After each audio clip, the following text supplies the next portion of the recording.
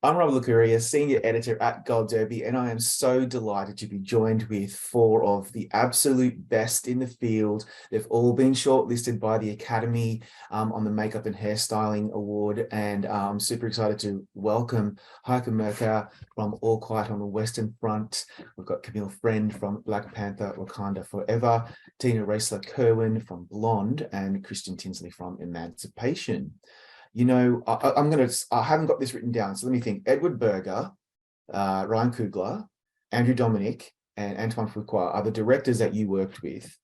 And I'm fascinated to know, I'm going to go to you first, Christian, how important and vital is it for someone in your position when the helmer, the person at the top, the captain, knows what they want and can communicate that properly? That's a that's a great question. I mean, it's vitally important. Ultimately, you want everybody to be able to communicate well, all departments, and it starts with the director. Ultimately, we're there to serve the director's vision, and if the director can't communicate what he's looking for in a timely enough manner, of course, it makes the whole process more difficult. Now, for somebody like me specifically dealing with the prosthetic side of things, when we tend to need weeks and even months sometimes in advance to be able to build the elements, we have to have a very clear understanding from the director of what they're looking for, how they want to shoot it. Sometimes specific angles and camera lenses are even a part of that questionnaire in a way. You can't pivot as quickly in the end, although we've gotten used to that, of course. But it's without a clear look, everything starts in prep. A movie is made in prep. Doesn't mean that a movie can't be successful during production and creative ideas can't, spawn themselves. But it's much better when you have a foundation that has been prepped, and then you can, go from there and build and build and build upon that in the moment. But without a good foundation, yeah, it's difficult. I can only imagine. Camille, what do you think? Oh, I agree 100% what Christian just said. Movies are made in prep, and we need time to make movies and to make appliances, to make wigs. All of these things take time, and people always have to remember what we do is still a handcraft. Everybody is craftsmen who we work with. So all of these things take so much time. And, but that's the most beautiful part about it. And what I can say about Ryan Coogler is definitely, I call him a hair director. So he loves hair. We have lots of discussions. Sometimes we have arguments about hair, but just know, like brother, sister, I'll be like, no, that's not going to look good. We're not doing that. He's like, no, we have to try it. And I'll give you an example. So in this one, Winston Duke's hair in Baktu, he wanted to put this piece on the back. And I was like, that's going to look so stupid. And I was like, I remember doing that in the salon in the 80s. I was like, no. He's like, Camille, we got to try this thing. We got to try it. So I got the piece made. I was like, okay, let's put it on. Let's make it look real good. And we got to set. Ryan's like, I love it. And we got on camera. I was like, I love it too. So I just have to trust him. And it's sometimes being in the process, because you don't know what it looks a certain way in the trailer, but when you get it on camera with everything else, that's why the prep, camera test, giving us time to work out characters are so important. And that's what gets us to, as we're here, all of us on the short list. Yeah. Heike, funny, go ahead. I was going to say, it's funny what Camille just brought up. Even getting camera tests nowadays are sometimes difficult. Yeah. And Really? I think, yeah, and it's funny because, again, to Camille's point, and I know everybody here feels the same way, is we have to create everything we do daily. It doesn't exist at the end of the day. It has to be recreated every day.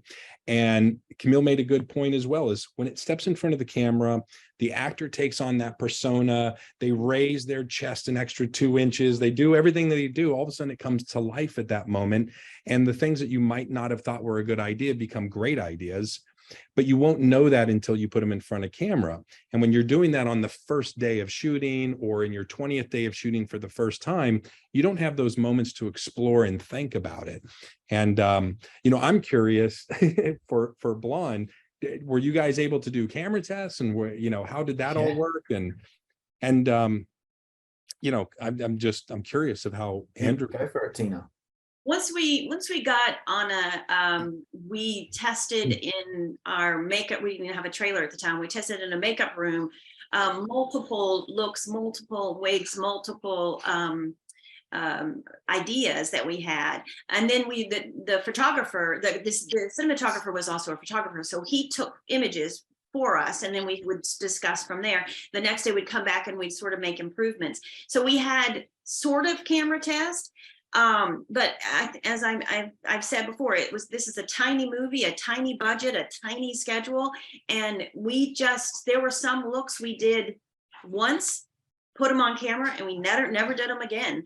And it was especially for some of her younger years. So this was a film that could have used not only more shooting days, but more prep days. But we just had to dive in and do the best we could, and know that the way that they were going to be used, and, you know, whether it's props or whatever, and know how they were going to be used, and try to focus on the primary look, which was, you know, the middle once she was Marilyn, and we sort of spend more energy on that. But we didn't get enough testing, and we did not get enough prep by any means. And it's just because of the budget of the movie, and also the enormous wish list from the director. I mean, we had sort of the list that we were talking about, and then we had all these other things that we just weren't talking about, but we were going to do. So we had two lists, and one was public and one was a little more private, and we just would squeeze all those in. So no, we could have used a lot more of everything. Wow. Before I move on to Heike, I'm just wondering, Tina, like, given Andrew Dominik, he's to me, he's a real visionary. I'm not biased, given that he's also Australian. But when you have someone like that who really doesn't take no for an answer and has such high expectations on such a challenging shoot, do you value that? It's so important, as everyone has said, to have a vision and to have direction and to have input on what it is that the director wants. We're there to serve their vision.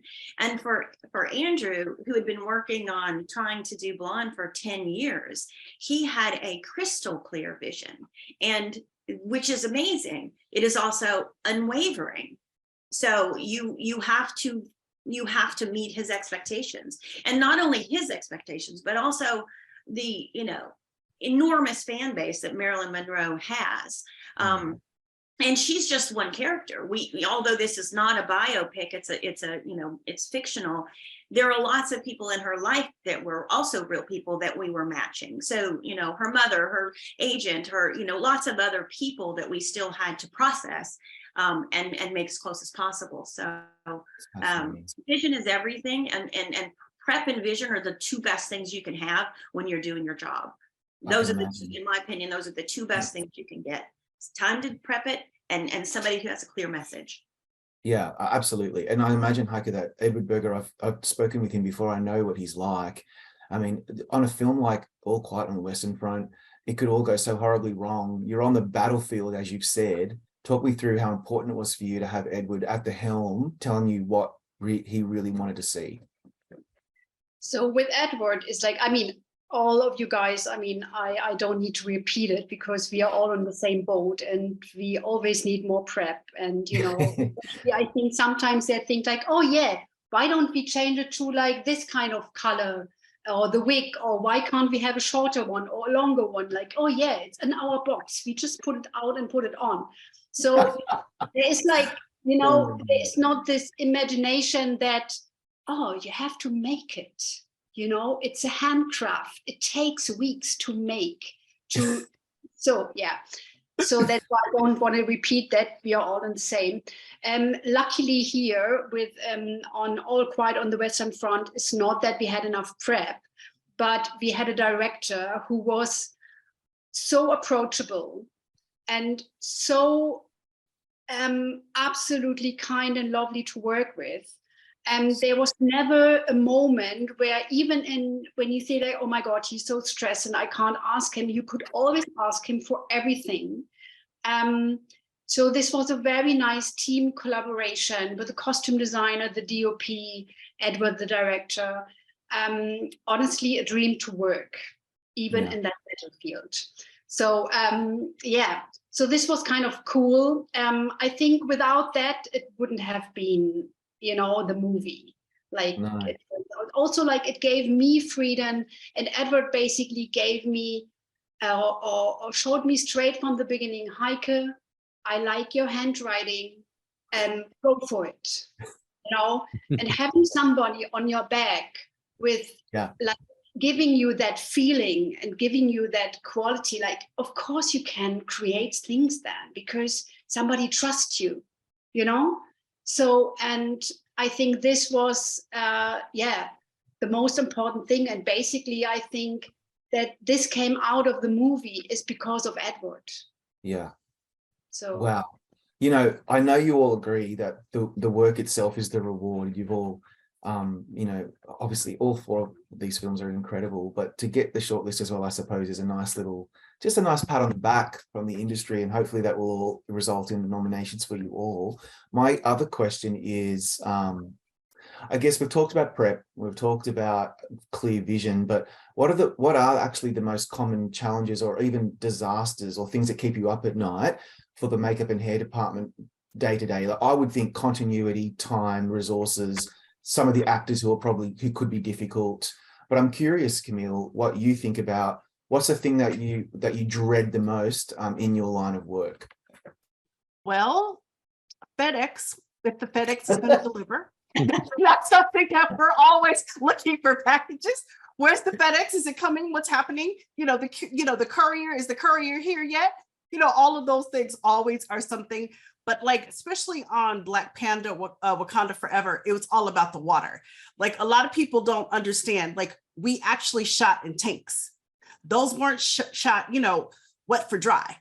We were wet and really, really wet. So, you know, it was every day, like praying that wig staying on. Did everybody get it glued on? You know, when they're fighting, like, I'm just standing there like, okay, let's just, like, the hair gods, please, ancestors, please, let's make sure everything goes well. So those are the sort of things, especially on this one, you know. But I think, again, it goes back to the staff. You know, once like you have a great staff, they're trained, everybody knows what you're looking for. I think that's what's like most important. But for me, it was the water and always FedEx.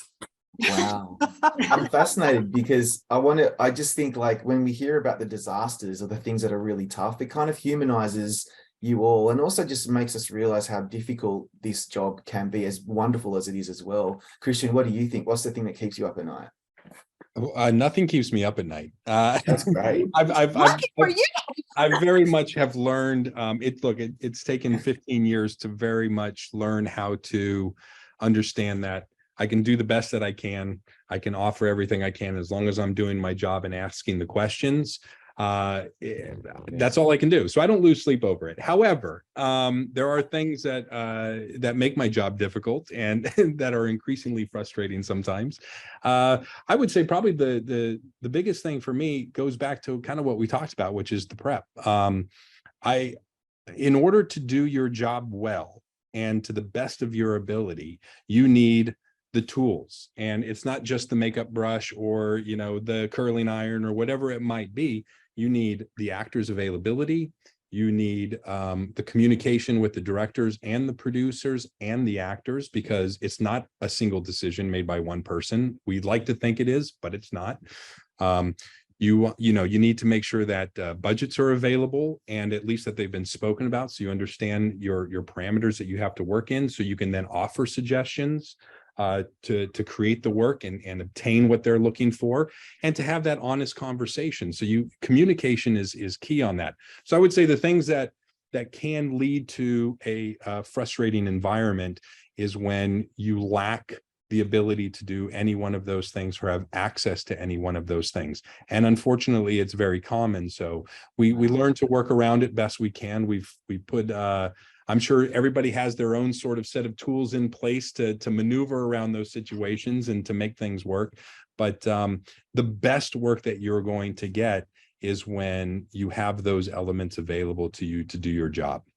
Yeah, amazing. I can totally agree with that. Heike, what about you? What do you think is the thing that you hate the most? Yeah, I mean, I think if I don't have enough time to, because I'm also a perfectionist, I don't want to present something the halfway through. I want to present it like the best result I can do and can give. And it's just like if a director changes, I mean, it can always happen that they change their mind or that they look for something else. And I'm not saying like, oh my God, it's not possible. I always want to make something or everything possible. This can bring me into stressy situation, but in general I'm very calm, doesn't matter what's going on, and maybe I'm struggling inside, but it will never show and never come to the outside, so everybody is pretty safe. I don't know, I just realized that in the last years, you always think like, oh my God, I've never imagined this or that, or it never happened before but movie business becoming tougher and tougher year by year. And of course, we also learn year by year, and we probably have a bigger kit year by year because we want to protect ourselves, so that we have things ready last second. But I think this, takes a lot, and takes. I wish that we could step a bit more. Let's go back 5-7 years at least, and then approach things different. Talk. You write emails. Nobody is picking up the phone anymore or talk to each other. Why don't you can come with me with a picture if you have something clear in mind and can show it to me, or even send it to me via email? Why don't you can't talk to me? So why do I need to read your mind? I mean, like so many have it in their mind, but then it's inside. They don't share it with a group, which was actually, it's so easy to do. I can imagine. Heike, don't you know you're supposed to be a mind reader? Like, where have you been? A lot of truth right there. A lot of truth. And we're not mind readers. We're not mind readers. Definitely not. It's simply not good enough. It's just not, I'm sorry. You need to be able to read. And everybody's heard it. It's a brush, not a wand. It still has to be implemented. You still have to. Even if they give you their creation and their ideas or whatever, you still have to do that work. So it is, the film business is getting harder. The expectations are getting higher. Sometimes the budgets are getting smaller. So there's a combination of things that we all deal with for any job that we do that are challenging and create challenges on a regular basis. So wow, it's difficult. I'm just going to throw this in there real quick. It's a conversation I've had with directors and producers before when we get to these sort of roadblocks. Sometimes is each person on this panel here has probably 40,000 hours minimum on sets, working with various directors, various actors, watching the day-to-day process. A lot of directors and producers might have 10,000 hours in their career because they're not on the process from one film to the next like we are. And so there's a lot of experience and wisdom that comes from our end that we can share. And so when you try to share this and you try to say, hey, look, I'm not trying to make the process difficult. I'm trying to get the best out of both of us here. And I think I can add something to that.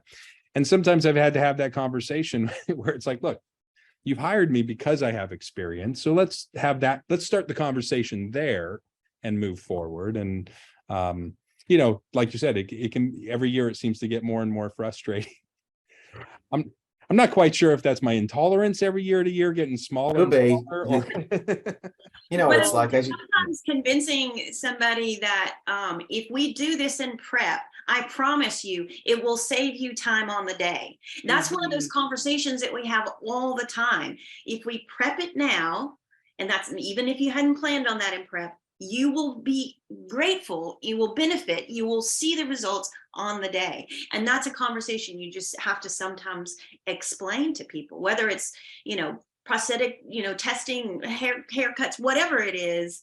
If we have a path for the day and are prepped for it, it's going to go better for everybody. And ultimately, you don't have a whole crew standing around while you're, trying to figure things out. So Yeah. I That's think amazing. too, it's important as artists that we use our voice also. Like I always say this, everybody on this panel, we are the experts. And I always go in with that because we are the experts. So we're here, if we're telling you something, if we're telling the ADs, you should probably move this scene before the next one. We're telling you for a reason, because we know how much time it's going to take. If you want to do it your way, you're going to have your actor in the chair a lot longer. If I can give you the workaround, please listen to me, because I've done this a lot. So it's that collaboration, and people, like, that's why we're here. We're here to like, explain what we do, but make it easy for production. None of us want to make it hard on production. We want to go home too. So, Yeah. it's like them, we respect them and they respect what we do. I think Christien said it best, you've hired me because I have this experience. Exactly. Now, take my experience and let's factor that into the situation. Yeah. So, and by the way, can I just shout out to this group? Bravo, some of my favorite films right here. So Love your good. work. Love every single one of the work for this. So, congratulations. Yeah. Well, on that note, I do as well. I feel so grateful I got to chat with all of you, and I'm manifesting that we will see you all on the Oscars red carpet. You totally deserve. I'm looking at the short list right in front of me. I think the chances are pretty damn good, and I appreciate your time today. Thank you so much. Thank you so much. See everybody January 15th at the Bake Yeah, Off. See everybody. Yes. Bye. Thank you. Thank you so much again. Great movies. Bye.